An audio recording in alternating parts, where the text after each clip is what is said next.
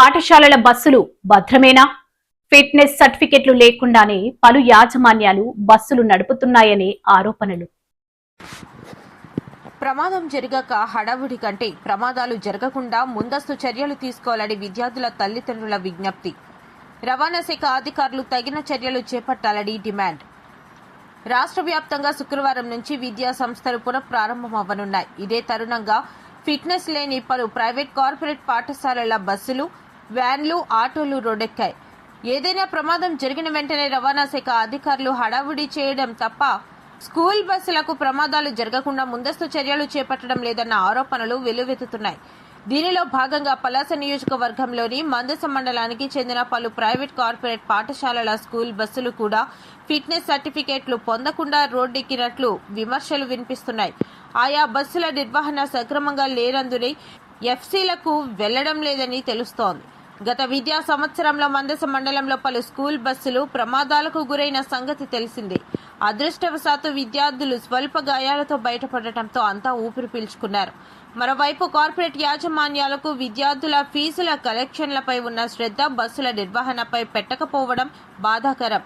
తక్కువ జీతాలకు వస్తున్నారని అనుభవం లేని కొత్త డ్రైవర్లను నియమిస్తుండడం ఒక కారణమైతే, మరోవైపు కొంతమంది వ్యసన పరులు పాఠశాల వాహనాలకు డ్రైవర్లుగా ఉండడం విచారకరం.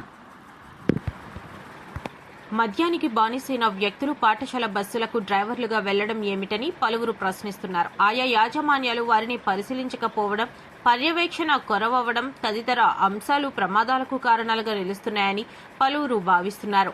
మరోవైపు అధిక లోడ్డుతో పాఠశాలల బస్సులలో కిక్కిరిసి చిన్నారులను ఎక్కిస్తుండటం, పలువురు విద్యార్థులు నిలబడి ప్రయాణిస్తున్నట్లు కొంతమంది విద్యార్థుల తల్లిదండ్రులు ఆరోపిస్తున్నారు. మరికొన్ని బస్సులకు విండో గ్లాసులు సైతం ఫిట్ చేయకుండా పాఠశాలల ప్రారంభం అనంతరం వీటిని నడుపుతున్నారన్న విమర్శలు వెల్లువెత్తుతున్నాయి. దీంతో విద్యార్థులు ఎండ, వానలకు ఇబ్బందులకు గురయ్యే పరిస్థితులు గతంలో నెలకొన్నాయి.